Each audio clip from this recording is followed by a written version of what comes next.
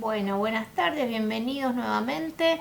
Vamos a dar inicio entonces a la clase 2 del módulo 1 y habíamos quedado, si ustedes se recuerdan, dentro del PowerPoint, habíamos quedado en las características de la mediación.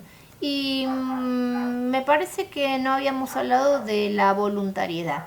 Bueno, obviamente que dentro del discurso, dentro de lo que nosotros tenemos que explicarles a las partes, es que este es un proceso voluntario, por supuesto, nadie está obligado a permanecer en mediación si no lo desea.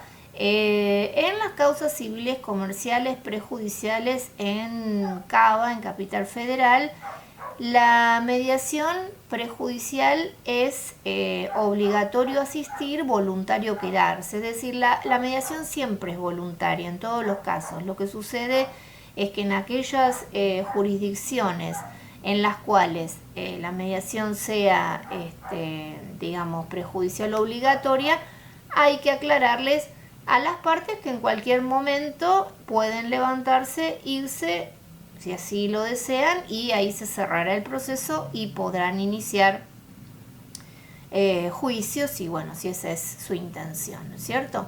Bueno, muy bien. Hablamos de esto y vamos a pasar entonces al tema de antes de las fases o de las etapas del proceso. Vamos a hablar de las funciones del mediador. Si se recuerdan, en la clase anterior les dije que para mí la neutralidad debería estar dentro de las funciones del mediador. Es una de las funciones del mediador mantener la neutralidad, por eso que a mi juicio no es conveniente, o sea, no correspondería que un mediador le dijera a las partes: avíseme si no soy neutral, porque sería lo mismo que ir a un abogado que le diga: avíseme si no soy un buen abogado, o un médico: avíseme si no soy un buen médico. Es una competencia del mediador, es decir, tiene que hacerlo y tiene que ser él el que conscientemente se dé cuenta cuando está perdiendo la neutralidad, y en ese caso podrá excusarse o volver, digamos, rápidamente a mantener una escucha activa neutral, ¿no es cierto? Pero en todo caso es algo que el mediador tiene que manejar. Nadie le tiene que decir que lo haga, él lo tiene que manejar solo. Bien, pero ¿cuáles son las funciones del mediador? Bueno, además de esa, en primer lugar, ya dijimos una también en la clase anterior, que es lidera el proceso de mediación. Es él o ella quienes llevan adelante las etapas que hoy vamos a ver, y también lleva adelante todo el proceso comunicacional, que obviamente involucra todas las herramientas de la escucha activa, ¿no es cierto? No es el protagonista, pero sí es quien lidera. Inaugura los canales de diálogo, porque imagínense que las personas, las partes cuando llegan a un proceso de mediación, probablemente tienen una larga historia de desencuentros o enfrentamientos o de no comunicación de mucho tiempo, y entonces esta mesa de mediación es el lugar donde las partes van a poder encontrar un espacio donde un tercero neutral los va a escuchar y los va a ayudar a dialogar, a esa comunicación, a tener esa comunicación que han perdido, ¿no es cierto? Legitima las partes. Esto tiene dos facetas. Por un lado, el mediador es el que legitima el reclamo. Acá no estamos hablando de legalidad. La legalidad queda para la instancia judicial, si es que se escala a instancia judicial, porque ahí las partes van a tener que adherirse a la legalidad, presentar las pruebas, etcétera, etcétera.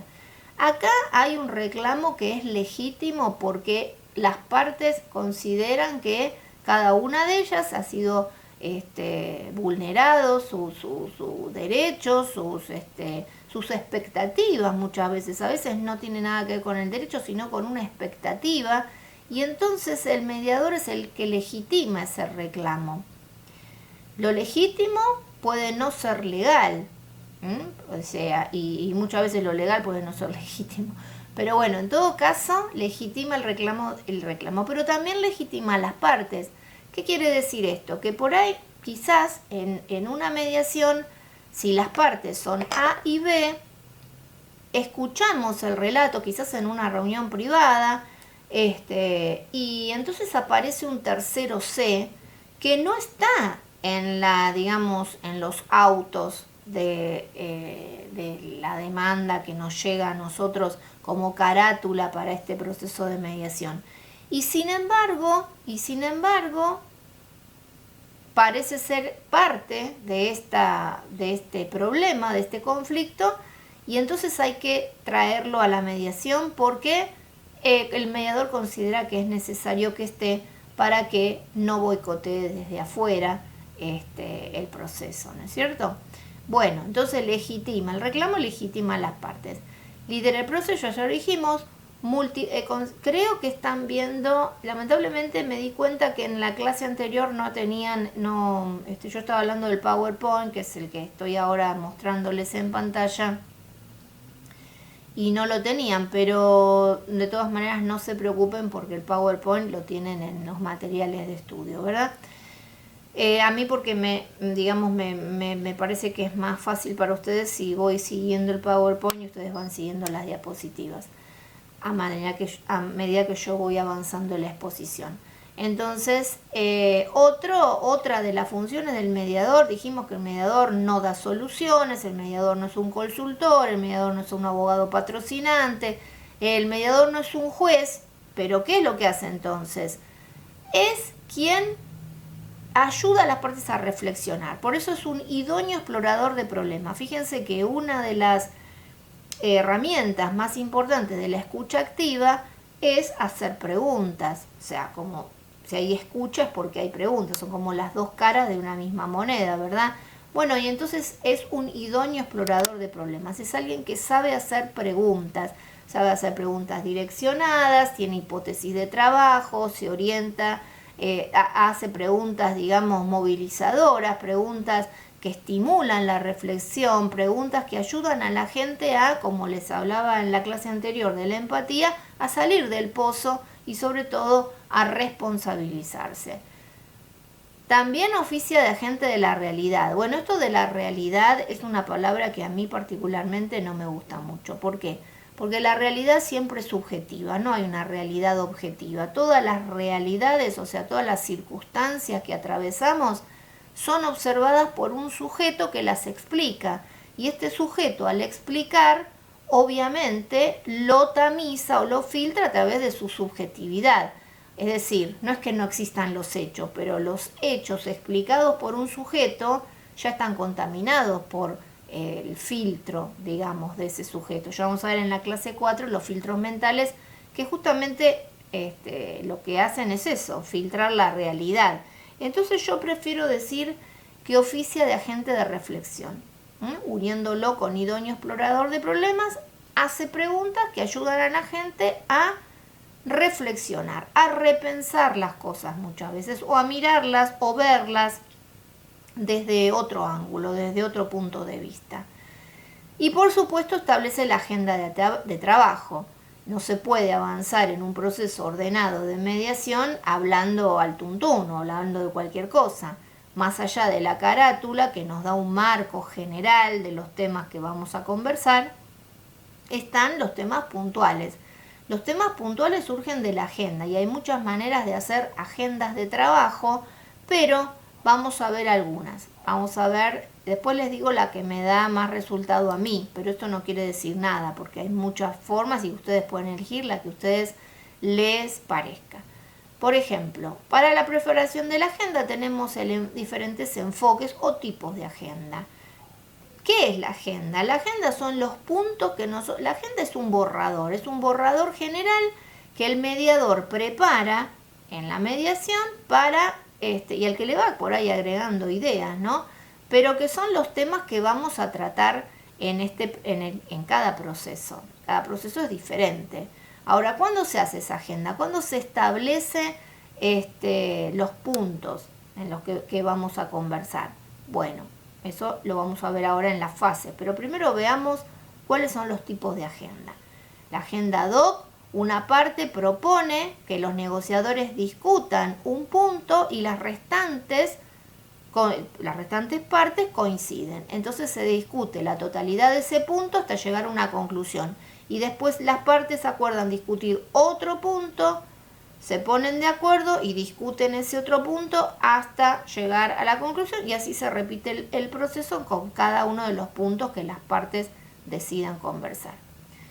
Luego tenemos la agenda simple. La agenda simple, las cuestiones que configuran un conflicto se abordan, digamos, de a una por vez, en un orden preestablecido o que presenta una de las partes o las dos partes, y se los trata y resuelve por separado.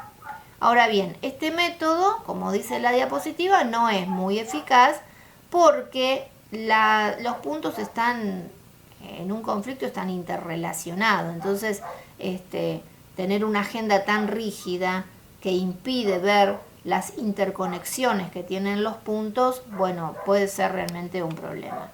Después tenemos las diferentes selecciones de puntos, o sea, alternan las cuestiones.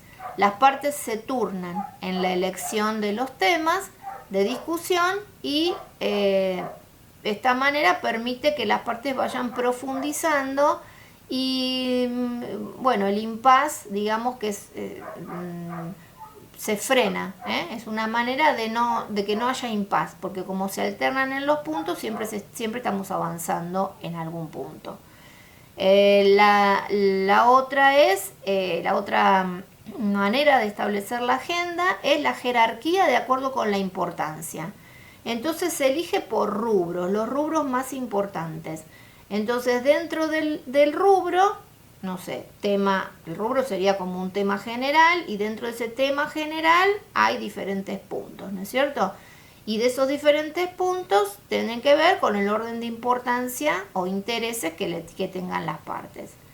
Después tenemos la agenda basada en principios. Bueno, la agenda basada en principios consiste en definir las cuestiones por referencia a los planos generales que orientan cada rubro específico. Entonces, las partes en conjunto definen los principios y después elaboran el detalle de cada uno de estos rubros. Después tenemos la agenda, esta de tratamiento prioritario por rubros o puntos menos difíciles es, las partes, digamos, tienen más posibilidades de llegar a un acuerdo si primero tratamos los temas en los cuales hay un mediano consenso. Entonces, los puntos más fáciles. Vamos de lo más fácil a lo más complicado, lo más complejo.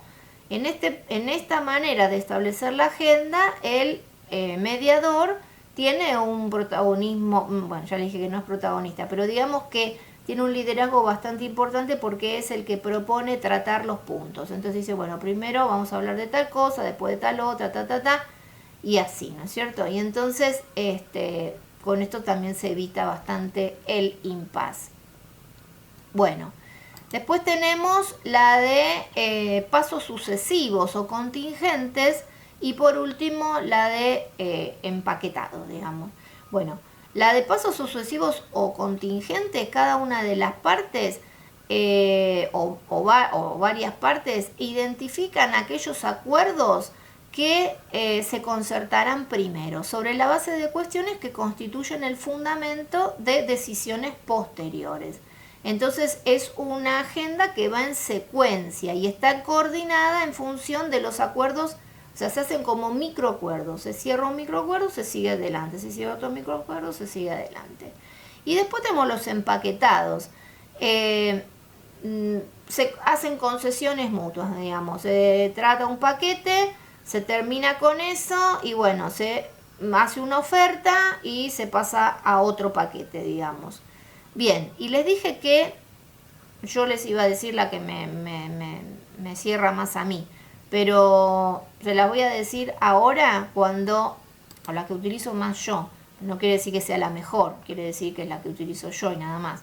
Bueno, les voy a, primero vamos a explicar las etapas del proceso y luego, y dentro de esto de las etapas del proceso, les voy a explicar cuál es la agenda que más utilizo yo. Bueno, Las etapas del proceso, acá dentro del módulo, ustedes tienen, como les dije, 2 bibliografías, ¿no es cierto?, de lectura obligatoria. El libro de Moore y el proceso de la mediación, y el libro de Highton, mediación para resolver conflictos. Nosotros vamos a usar, para explicarles la fase del proceso, voy a darles una clasificación didáctica que es en 5 pasos. Pero si ustedes van al libro de Moore, que lo van a tener que leer, se van a fijar que Moore habla de, ven, acá lo tienen en las diapositivas, habla de 5 etapas previas y después tenemos 11 etapas, 11 etapas de la mediación propiamente dicha. Todo esto yo no voy a explicarles Moore, porque Moore les voy a pedir a ustedes que lo lean, el capítulo, bueno, no me acuerdo de la memoria, creo que es el capítulo 9, leen las etapas del proceso y lo van a cotejar con lo que yo les voy a explicar ahora, que es una clasificación didáctica abreviada en 5 pasos. Y justamente una de las preguntas del examen final tiene que ver con esto que les voy a decir ahora, porque una de las preguntas del examen final de esta formación es: ¿qué diferencias ve usted entre, del examen final, no, del parcial? El examen final consiste en otra cosa que ya les voy a comentar. Del examen parcial, que es cuatrimestral. Entonces, una de las preguntas es: ¿cuál es la diferencia entre la clasificación de las etapas de Moore y la clasificación didáctica explicada en clase? Y ahí ustedes van a tener que, bueno, justamente haber leído para poder responder esto, ¿no? Haber escuchado la clase, pero también haber leído. Bueno, muy bien. Dicho todo esto, vamos entonces a la clasificación didáctica. La primera etapa, de acuerdo con esta clasificación, consiste en organizar la mediación. Ahora, la organización de la mediación consta de 3 pasos: A, B y C. El paso A es el ámbito. ¿Se puede mediar en cualquier lugar? Bueno, casi que la respuesta es obvia. No se puede mediar en cualquier lugar. ¿Por qué? Porque las características del proceso que vimos en la clase anterior hacen que uno necesite, como profesional, y para brindarle a las partes, ciertas características del ámbito, ¿no es cierto? Por ejemplo, con respecto a la confidencialidad. Uno podría mediar en un box tipo como un banco con paredes de Durlock que puedo escuchar y ver a la gente que pasa por ahí. No. ¿Por qué? Porque si esto es confidencial, tiene que ser a puerta cerrada, tiene que ser un ámbito privado. Es decir, que tiene que haber un techo y una pared y una puerta, ¿no es cierto?, para poder estar en privado. Ahora bien, a veces necesitamos ir a reunión privada con cada una de las partes.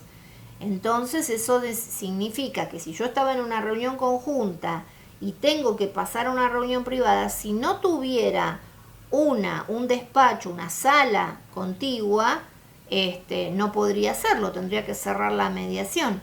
Bueno, entonces se necesita también tener 2 salas de mediación para poder hacer reuniones privadas en el caso que sea necesario. También es necesario tener un ámbito que transmita esta característica tan importante de la neutralidad. La neutralidad quiere decir que las personas, cuando entran en la sala de mediación o en el centro de mediación, no se encuentren con ningún símbolo de nada que les transmita una idea, porque las personas no van a decir nada, pero las cosas se leen. Uno puede leer a la persona. Cuando uno lee a una persona, lee su actitud, lee su tono de voz, lee y asimismo leen los mensajes que uno está mandando sin decir nada. Cuando hablemos de comunicación en el módulo 3 y 4 vamos a hablar de los axiomas de Václavic Y vamos a ver que esto es uno de los axiomas o principios de la comunicación humana. Uno siempre está mandando un mensaje, a veces de manera consciente, a veces inconsciente y a veces sin usar las palabras, sin usar el discurso. Entonces, si yo tengo no sé, un cartel de alguna bandería política, bueno, evidentemente una persona que es de otro partido, supongo, no es un lugar partidario, ¿no? Pero a veces sin darnos cuenta, una vez me tocó mediar en un lugar donde el mediador, en ese caso yo no estaba como mediadora, el mediador tenía debajo de la mesa tenía un vidrio y debajo de la mesa tenía recortes de su periodo de haber formado parte de la comisión directiva o no sé qué, de un club de fútbol. La persona, digamos, las partes con las cuales yo iba no les importaba nada el fútbol y por suerte a la otra tampoco, pero imaginemos que una de las partes hubiera sido de un cuadro, digamos, adversario de ese que estaba ahí. Y bueno, probablemente hubiera pensado que el mediador iba a estar en su contra porque tenía esta idea deportiva. Bueno, entonces tengamos cuidado con eso, de no mostrar símbolos religiosos, ni políticos, ni deportivos, ni nada de eso. Ahora, ¿qué podemos tener? Podemos tener flores, cuadritos, libros. Sí, yo considero que eso no va a afectar para nada la neutralidad y de alguna manera el lugar tiene que estar decorado con algo, ¿no? También es bueno tener nuestros certificados a la vista que acrediten que somos profesionales y que somos mediadores, porque bueno, eso hace justamente a nuestra actividad profesional. Asimismo, el mediador tiene que estar vestido o mediadora de una manera decorosa, que digamos acorde a la función que está desarrollando, ¿no es cierto?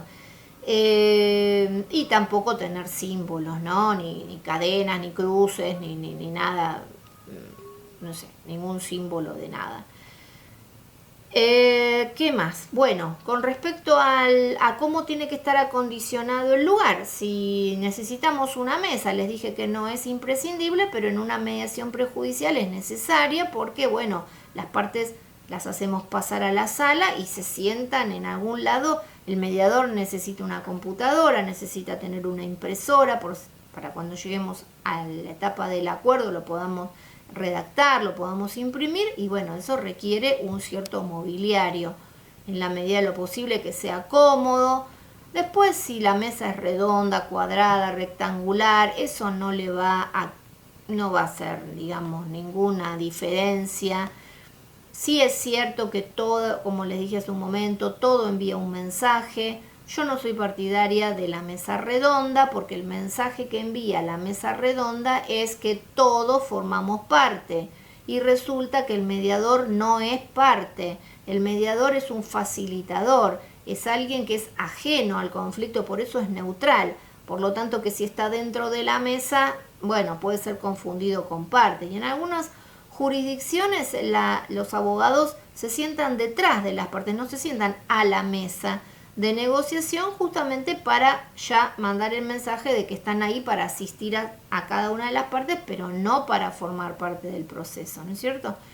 Bueno, ¿qué más? Una vez que ya tenemos el ámbito, algo importante, por ejemplo, en Cava, los centros de mediación tienen que ser habilitados por el Ministerio de Justicia de la Nación. Es decir, si yo soy abogada, o soy psicóloga, o soy profesional de lo que sea, no puedo mediar en el living de mi casa. Voy a tener que ir a habilitar mi lugar de mediación o centro de mediación en el ministerio. De hecho, las instituciones formadoras en mediación como Formación Ejecutiva Instituto o la Asociación Argentina de Mediación Interdisciplinaria son entidades formadoras y por ser entidades formadoras son centros de mediación. Es decir, que los mediadores pueden perfectamente venir a agendar sus días y horas de mediación y mediar con nosotros. Pero no necesariamente, pero lo que sí necesariamente van a tener que hacer es habilitar Cuando habilitan tienen que presentar el plano, pueden hacerlo a mano alzada, pero la cuestión es acreditar que uno está mediando en un lugar que reúna las características que se necesitan para el ejercicio de la profesión. Bueno, una vez que ya tenemos todo esto, tenemos el lugar, tenemos que convocar a las partes, tenemos que hacer que las partes vengan a nuestra mediación, ¿no es cierto? Porque si no, tendremos todo, pero no tenemos lo más importante, que es la gente. Bueno, entonces, ¿cómo vamos a hacer para que las personas vengan? Bueno, para esto les tengo que explicar lo que dice aquí en esta diapositiva. Los diferentes ámbitos de aplicación de la mediación. Entonces, sabemos que la Ley Nacional 26.589, decreto reglamentario, nuestro país tiene un sistema de organización federal, por lo tanto, cada provincia dicta sus leyes, por lo tanto, dependiendo de la provincia en la cual ustedes estén, van a tener que leer no solamente la Ley Nacional, sino también la Ley Provincial. De todas maneras, nos pueden pedir a todos los que estén cursando y que quieran saber cómo se ejerce la mediación en cada una de las provincias, la mediación oficial y la mediación extraoficial, eso nosotros los vamos a asesorar. Pero en principio y en líneas generales tenemos la ley nacional y las leyes provinciales. Ahora, la ley 26.589 se ocupa de un aspecto de la mediación que es la mediación oficial. La mediación oficial o prejudicial en Capital Federal, judicial en algunas jurisdicciones de nuestro país, o en las provincias, ¿cuál es la diferencia entre mediación prejudicial y judicial? La mediación prejudicial, como lo dice su nombre, es anterior al juicio. Es obligatorio en capital, en los casos civiles y comerciales, uno inicia un juicio, es decir, inicia la demanda, va a haber un abogado, el abogado redacta la demanda, la presenta en cámara, sale sorteada y en ese sorteo sale designado un mediador o mediadora, es decir, en ese caso sería por sorteo. La otra forma sería el abogado conoce un mediador, confía en ese mediador, considera que es un buen profesional y le dice a la parte, mira, como no tenemos intención de ir a juicio, pero sí queremos resolverlo, ¿qué te parece si yo te sugiero, el doctor o la doctora fulana, que son buenos mediadores? Entonces eligen al mediador y lo llaman por teléfono y, por ejemplo, me llaman a mí y me comunica, hola doctor fulanito, hola doctora, le comunico que voy a hacer una mediación o quisiera que usted fuera la mediadora. Ah, perfecto, ¿de qué se trata? Y ahí me cuenta un poco el caso y entonces se le pone una carátula, pero no se ha iniciado todavía, no se ha redactado ninguna demanda. Y en ese caso entonces tenemos mediación prejudicial por sorteo y todo dentro del ámbito prejudicial. Esto porque en Capital Federal la mediación está dentro de la órbita del Ministerio de Justicia de la Nación, pero en el interior del país la mediación puede estar dentro de la órbita del Poder Judicial, porque se considera al mediador como un auxiliar de la justicia. Entonces, como auxiliar de la justicia, digamos que la mediación forma parte del proceso judicial. Bien. Por el otro lado tenemos mediación no oficial o extrajudicial. Imagínense, por ejemplo, en Capital Federal, si ustedes van a un centro, como se llama CGP, Centro de Gestión y Participación, donde los diferentes barrios están, digamos, agrupados en distritos, entonces las personas que viven en ese barrio se dirigen hacia el CGP para hacer diferentes trámites de diferentes cosas que tengan que ver con la vida comunitaria. Y cuando ingresan, uno de los carteles con los que se encuentran es que dice mediación. Pero esa mediación es mediación comunitaria, es decir, es una mediación extrajudicial. La diferencia entre esta mediación, por ejemplo, la comunitaria extrajudicial y la mediación prejudicial es que es absolutamente voluntaria. ¿Se acuerdan que la prejudicial era obligatorio asistir, voluntario quedarse? En esta es absolutamente voluntario todo. O sea, si uno es citado a una mediación, además no se lo cita por carta documento, sino es una carta amigable o se lo llama por teléfono. En algunas jurisdicciones del país los mediadores hasta van personalmente a visitar a la parte que ha sido citada a una mediación para poder, digamos, explicarle lo que es la mediación, que no tengan miedo, etcétera, etcétera. Y entonces así bajan los decibeles y asisten, hay mucho nivel de asistencia con ese tipo de convocatorias, ¿no es cierto? Pero bueno, el acuerdo, si es que se llega a un acuerdo, va a tener que ser, digamos, refrendado ante escribano público o quizás homologado ante un juez. ¿Por qué? Porque no tiene fuerza de sentencia ni mucho menos. Es un convenio entre partes, un acuerdo, un contrato entre partes, ¿no es cierto? Tiene la fuerza que tiene un contrato entre partes. Por eso muchos eligen directamente firmarlo ante escribano público o, como les digo, homologarlo. Pero también hay otros ámbitos, no solamente el comunitario. Ven que ahí dice está duplicado empresarial, pero es empresarial, comunitario, escolar, familiar. En la escuela hay muchísimos conflictos. Los mediadores pueden ser los propios profesores, hasta los alumnos pueden ser capacitados en mediación. Obviamente es una mediación extrajudicial, ¿no? Entonces todas las mediaciones extrajudiciales tienen estas características que acabo de decir. Bien, y dependiendo de la jurisdicción, algunos podrán actuar en mediaciones oficiales, prejudiciales o judiciales, y otros profesionales podrán solamente actuar en el ámbito extrajudicial. Bien, con respecto a todo esto, si les queda alguna duda, recuerden que luego tenemos la clase presencial y que pueden solicitar la clase de tutorías personalizadas, porque acá, si tuviera que referirme a cada distrito, a cada jurisdicción, no es lo mismo, qué sé yo, Neuquén, que Córdoba, que Salta, que no sé, que cualquier provincia. Cada provincia tiene su legislación en mediación. Entonces hay que hablar del plano general, que es la ley, estoy haciéndoles como una síntesis de la ley 26.589, pero luego hay que bajarlo al plano de actuación y de ejercicio en cada provincia, ¿no es cierto? Bien, volviendo entonces para atrás, porque estábamos dentro de las etapas del proceso, para atrás o para adelante, acá.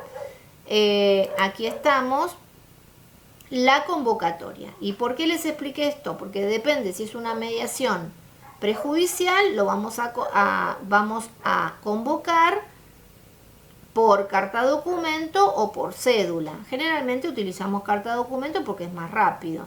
La carta documento tiene un costo. Ese costo se le informa a las partes, o mejor dicho, a la parte que solicita la mediación, porque ya sea de sorteo o ya sea privada o por elección, la parte que quiere hacer una mediación va a tener que convocar a la otra parte. ¿Quién convoca? Convoca el mediador, pero el mediador le va a pedir todos los datos al abogado para poder confeccionar la cédula o carta documento, del cual se hace cargo la parte que solicita, digamos, tenemos solicita y solicitado y solicitante en lo extrajudicial, requerido y requirente, ¿no es cierto? Entonces en este caso es el requirente que abona la carta documento y los gastos de todo de realizar todo este trámite en el centro de mediación o al mediador para que se ocupe de la convocatoria. La convocatoria, ustedes tienen ejemplos dentro del módulo de cartas documento. No son las cartas documento tradicionales que podemos imaginar como abogados, son más bien convocatorias amigables, una convocatoria a una citación a una audiencia, ¿no es cierto? Entonces, ustedes la van a leer, son bastante amigables y además se le informa al requerido que bueno, que si quiere comunicarse previamente con el mediador puede contactarlo por WhatsApp, por su celular, teléfono, mail, o sea, se le brindan todas las opciones para que si hay alguna duda, bueno, haya comunicación previa, ¿no es cierto? En el caso de la convocatoria extrajudicial es todavía más amigable porque, como les dije, aquí como no hay obligación de asistir, va a depender mucho de la habilidad y la pericia del mediador a la hora de convocar, porque si no logra convocar a las partes no va a poder mediar, por lo tanto se la va a tener que agudizar su ingenio y su creatividad.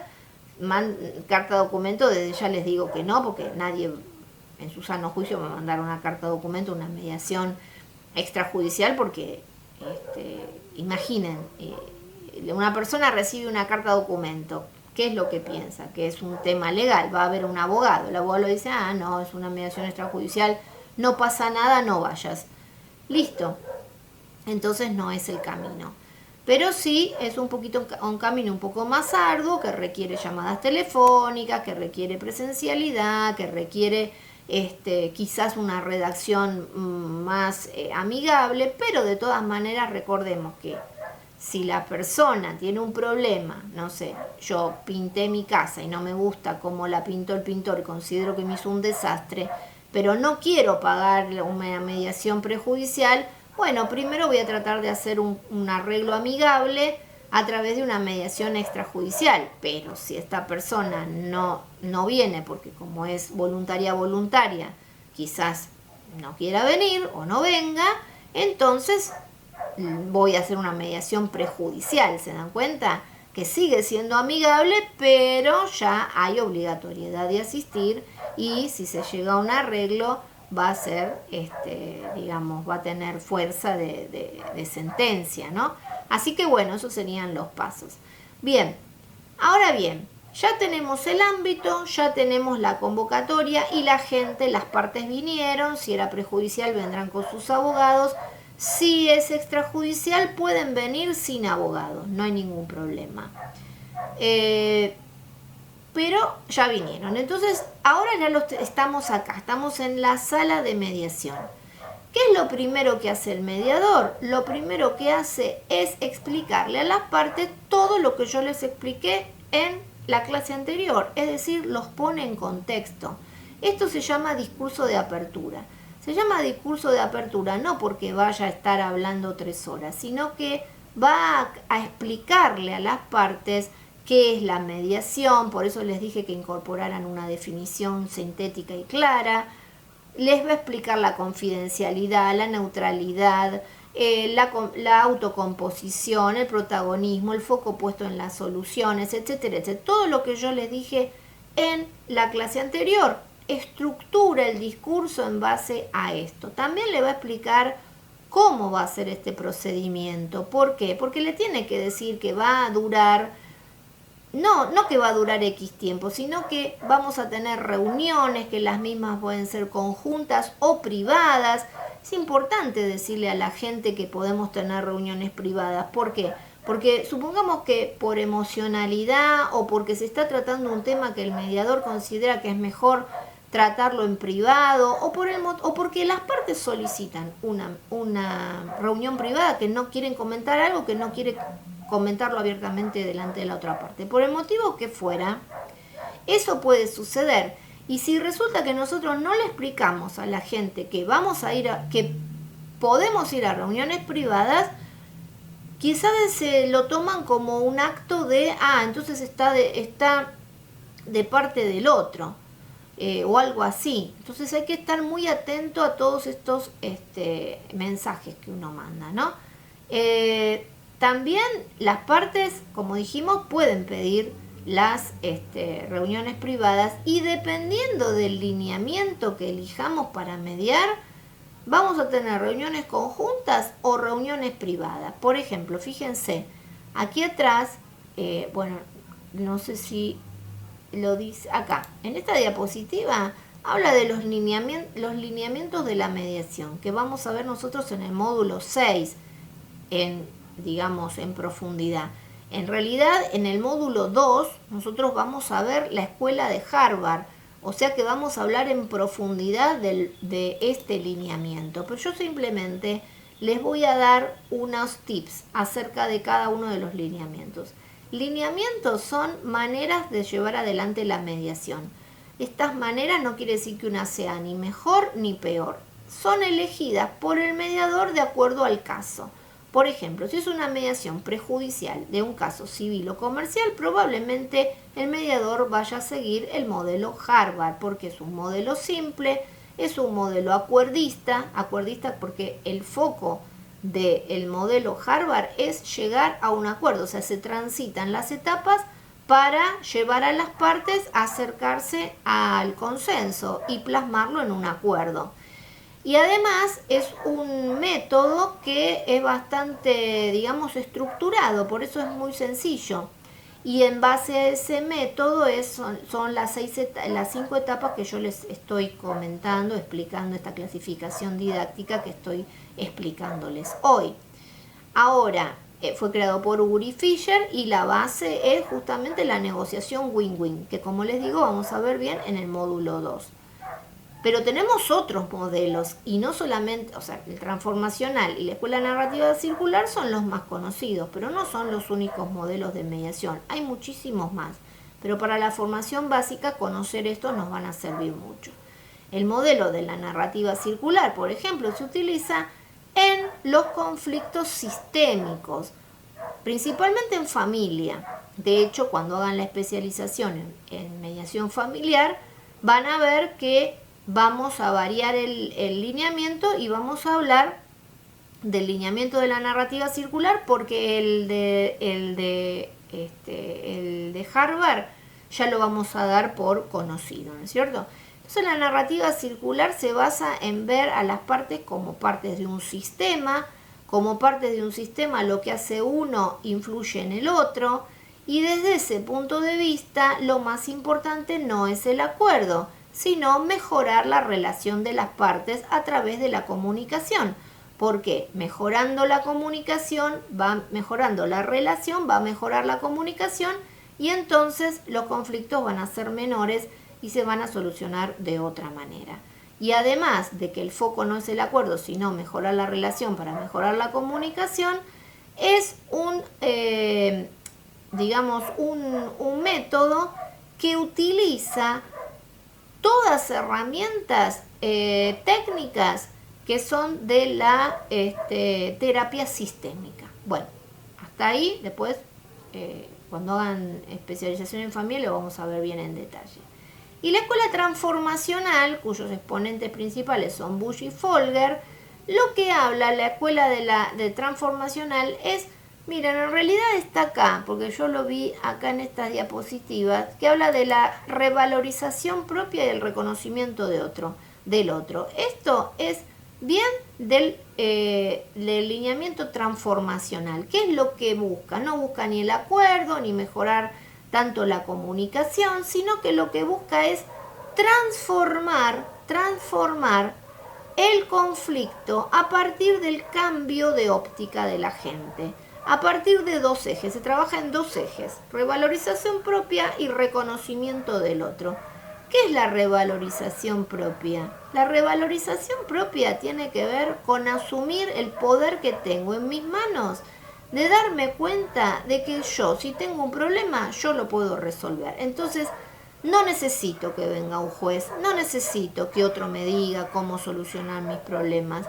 Yo lo puedo hacer a partir de justamente revalorizarme. Y el reconocer al otro significa que el otro es un ser humano igual que yo, nada más que ve las cosas desde otro lugar y al reconocerlo lo hago parte de la solución. Entonces yo, revalorizándome, en vez de quedarme afuera de la solución, me hago parte. Y reconociendo al otro lo hago parte también y entre los dos podemos solucionar lo que quizás solos no podemos, ¿no es cierto? Bueno, hasta ahí entonces sintéticamente, y se utiliza mucho en mediación penal, que si después hablamos, el que quiera hacer mediación penal, vemos en profundidad el lineamiento transformacional. Bueno, muy bien.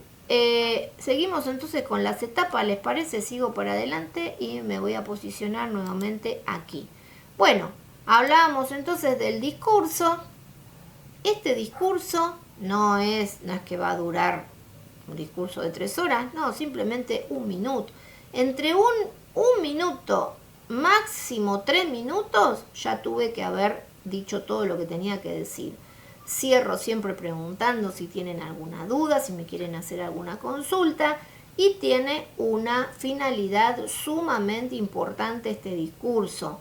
La finalidad es ir creando el clima propicio. Las partes no vienen con una mentalidad, bueno, no voy a decir nunca porque sería al 100%, no sé, pero digamos que en las generales de la ley las partes vienen con un enquistamiento emocional, vienen ofuscadas, vienen tristes, vienen con estrés, vienen ansiosas, y entonces no es un clima. Entonces, este clima, ¿quién lo tiene que generar? El mediador. ¿De quién es la responsabilidad? Del mediador. Y la herramienta que tiene en la primera parte es, primero, el saludo que le da a la gente, cómo recibe a las personas, cómo se ocupa de esas personas. Y después, cuando ya están sentados en la mesa, el discurso. Cuando tengamos las clases presenciales, vamos a practicar el saludo y el discurso, pero ahora les cuento que esto es lo que buscamos, ¿no es cierto? Generar empatía, generar clima, generar o ir generando un espíritu de colaboración. Recuerden que esto es voluntario, la gente, si no se siente comprendida, si no se siente respetada, si no siente que la están realmente, que hay empatía, ojo, empatía sin perder la neutralidad. Recuerden siempre lo que les dije que es la empatía, La empatía no es salvataje de nadie, pero tiene que estar ahí siempre, y a partir del discurso se va generando este clima de que es posible llegar a un acuerdo. Eso lo tiene que generar el mediador. Bueno, dicho todo esto, la primera etapa, organización de la mediación en base a estos 3 puntos, A, B y C, o sea, ámbito, convocatoria y discurso. Bien, pasamos entonces a la fase 2. La fase 2 tiene que ver con comprender la perspectiva de las partes. A ver, las personas, cuando la fase 2 viene, ¿quién va a hablar primero? ¿El requirente o el requerido? Le vamos a dar paso al requirente, porque es el que solicitó la mediación, ¿no es cierto? Entonces, bueno, cuéntenos, fulanito, ¿por qué está acá? ¿Cuál es el conflicto? ¿Qué es lo que lo trae a una mediación? ¿Por qué solicitó la mediación? Perfecto, y ahí escuchamos. Escuchamos y podemos tomar nota, sí, podemos tomar nota, debemos tomar nota. Les sugiero que tomen nota, no de todo, porque van a tener que tener contacto visual, demostrando en su actitud que están con la escucha activa, pero sí tomar, digamos, nota de cosas que quizás van a tener que parafrasear luego, ¿no es cierto? Porque no siempre uno entiende todo de una, la gente habla como por su problema, lo conoce de memoria, pero nosotros es la primera vez que lo vamos a escuchar. Por lo tanto, necesitamos registrar algunas cosas, pero básicamente lo dejamos hablar. Y acá, en este hablar, en este contarnos el por qué está acá, obviamente va a hacer referencia al pasado. Nosotros ya dijimos que nuestro foco es del presente hacia el futuro, porque la solución, ¿dónde está? En el futuro, la vamos a ir encontrando, pero lo que queremos es no ir a buscar las causas del pasado, sino la solución para el futuro. Por lo tanto, debemos escuchar esta posición de las partes, porque así se llama. Esto que escuchamos se llama posición de las partes, y ya vamos a conocer en el módulo 2 que en realidad no nos sirve para mediar. No es el material con el cual nosotros vamos a trabajar para solucionar un conflicto o ayudar a solucionar el conflicto. Sin embargo, es sumamente importante que lo escuchemos. ¿Por qué? Porque acá no están ni los intereses, ni lo que realmente importa, ni las soluciones. No hay nada de eso. Acá solamente está la interpretación, cómo cada uno ve lo que ve. Y como cada parte ve lo que ve, es lo que hay. Y nosotros no podemos decirle, no, señor, no es así, o eso no tiene nada que ver, o de acuerdo con los principios de la mediación, no nos interesa cómo usted ve la cosa, háblenos directamente de lo que quiere, porque eso no corresponde. Justamente, una de las funciones que tiene poder explicar todo lo que me pasa y todo lo que veo y todo lo que siento es hacer catarsis. Entonces yo explico todo y ahí puedo, digamos, liberarme de esa mochila que me va a dar un cierto alivio, les va a dar a las partes un cierto alivio emocional poder decir todo eso. Ojo, si lo que estamos escuchando vemos que está expresado de una manera, obviamente que le tenemos que decir a las partes, todo lo que hacemos es equilibrado, si este habla 5 minutos, otro habla 5 minutos, si vamos a una reunión privada de 10 minutos, tenemos que ir a una reunión privada de 10 minutos, todo es equilibrado, todo lo que hacemos con una parte lo tenemos que hacer con la otra, de manera que se mantenga siempre la neutralidad y el equilibrio. Pero en este caso, estamos hablando de la posición, estamos escuchando la posición y de acá nosotros tenemos que registrar aquellas cosas que son datos.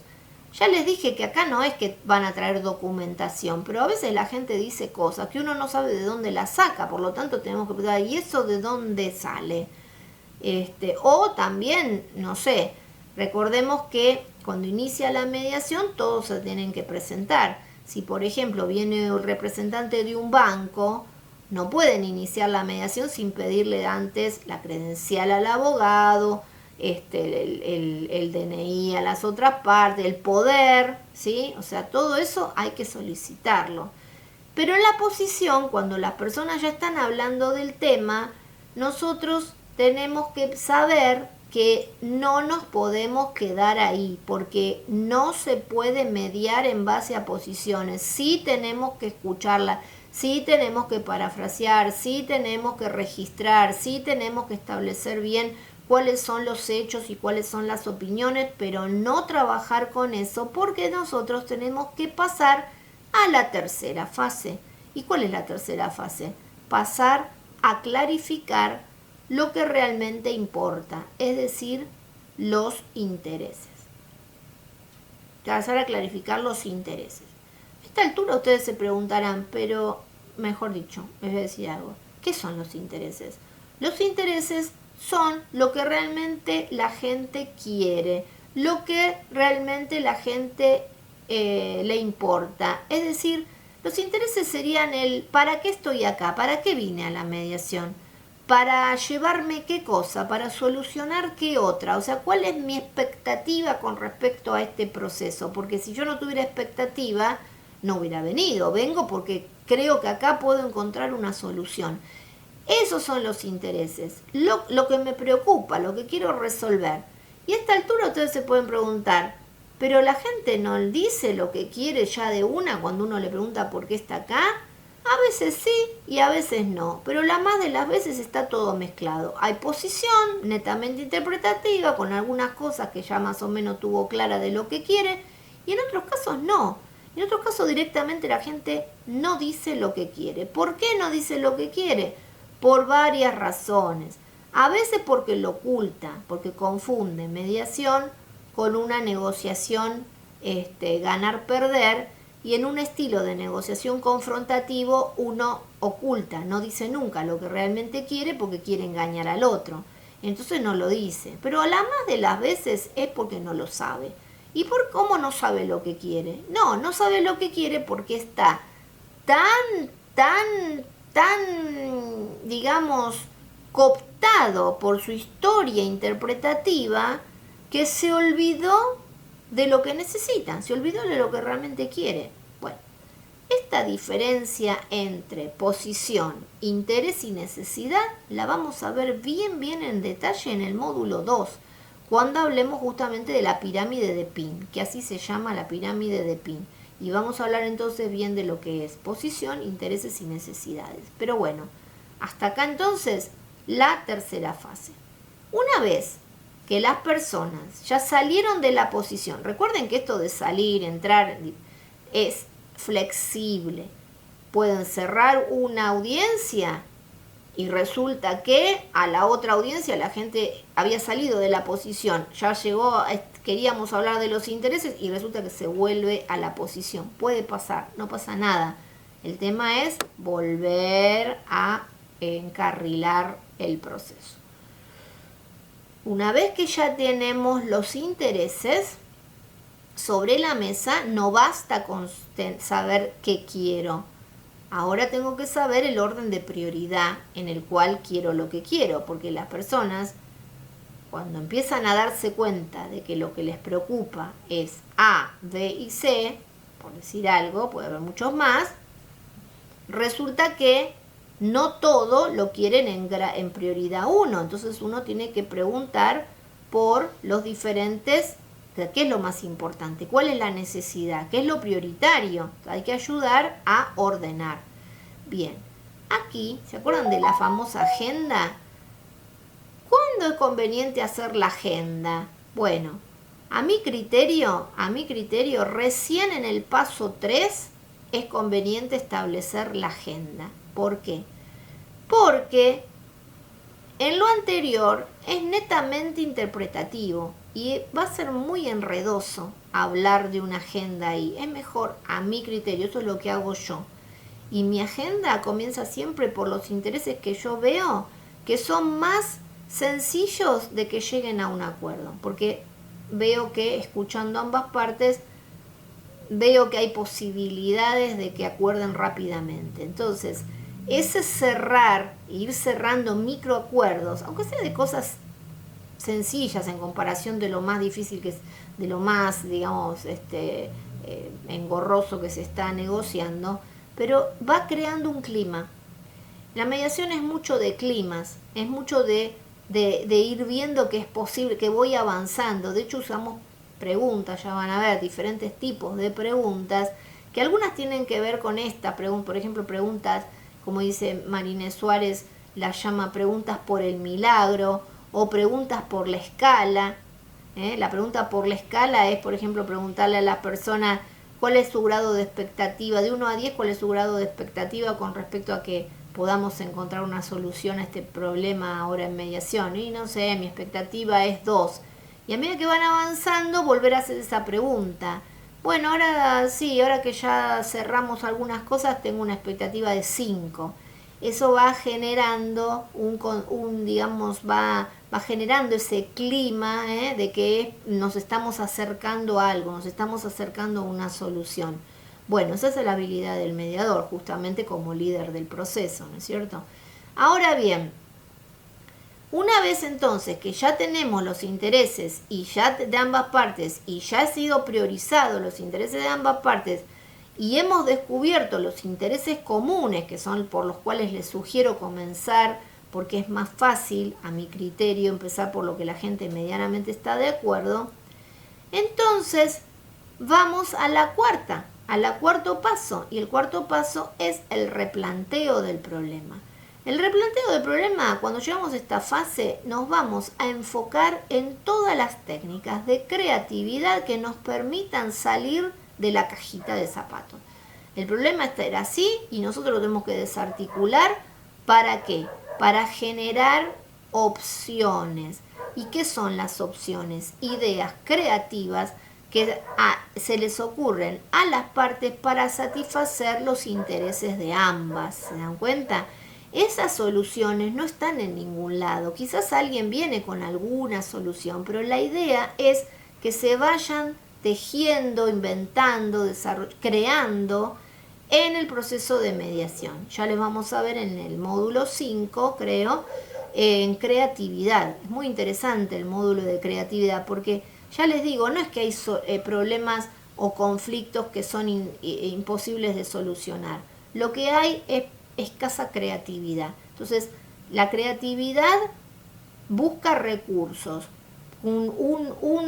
Un vaso sirve para tomar agua, pero también puede servir como un florero si yo necesito un florero. Entonces, no es el tema de tener el dinero, no es un interés. El dinero es un recurso para algo, para solucionar un interés o para poder concretar un interés. Pero nunca es una cuestión de dinero. Ya les voy a explicar la diferencia entre conciliación y mediación, que un poco tiene que ver con esto de la suma fija, ¿no? Pero bueno, no me quiero adelantar porque ya se nos está yendo el tiempo y en el minutito que me falta, les cuento que una vez que ya tenemos las diferentes opciones y ya hemos hecho la discusión de opciones y entonces va a surgir las mejores ideas para satisfacer la mayor cantidad de intereses de ambas partes, llegamos a la etapa 5 y la etapa 5 es el acuerdo. El acuerdo, si es que pudimos llegar a un acuerdo, lo vamos a plasmar, lo vamos a redactar con las partes. Esto también es una habilidad del mediador, con las partes y con los abogados de las partes. No es que nos vamos a ir, no es que nos van a dar tiempo, no, lo vamos a hacer ahí in situ. Más adelante, en el último módulo, vamos a ver cómo se redacta un acuerdo, pero ahora estamos viendo las etapas, ¿no? Si no se llegó a un acuerdo, por lo menos tiene que haber una mejora de la comunicación interpersonal. ¿Cómo chequeamos la mejora de la comunicación interpersonal? Porque las partes participaron, las partes se escucharon, las partes se replantearon algunas cuestiones que tenían algunos preconceptos, algunas posiciones rígidas. Hubo todo un proceso de ida y vuelta, de intercambio. No importa si no llegaron a un acuerdo. Si eso se logró, la mediación fue un éxito, aunque no hubiera un acuerdo. Y muchos profesionales dicen que si no se llega a un acuerdo en una primera instancia, pero hubo todo idas, vueltas, mejora en la comunicación interpersonal, mejora en la relación, más adelante van a volver y van a cerrar en otra etapa un acuerdo. Pero, ¿cómo saber si fue un fracaso? Bueno, el fracaso es del mediador. ¿Por qué? Si las partes se van peor de lo que vinieron, o sea, más enfrentadas, peor comunicación, bueno, entonces ahí sí es un fracaso. Pero no tomemos como fracaso que la gente se vaya sin acuerdo, no figurará para la estadística, pero de todas maneras no es un fracaso, porque es peor presionar a la gente para que firme un acuerdo no sustentable, que se caiga al poco tiempo, que dejar que las cosas decanten, porque hicimos nuestro trabajo bien, y la gente vuelva sola a pedir una mediación para finalmente sellar con una rúbrica todo lo que vinieron conversando en etapas anteriores. Y con eso tenemos las 5 etapas. La etapa que figura en la diapositiva, seguimiento y control, para los casos civiles comerciales no corresponde. No hay seguimiento, no hay control. Sí para los casos de familia y sí para los casos de mediaciones penales, pero que no vienen a ser el caso de esta formación básica. Bien, dicho todo esto, entonces cerramos la clase 2. En la próxima vamos a entrar a hablar de lo que figura aquí, que es la teoría del conflicto. Bien, los espero en la próxima.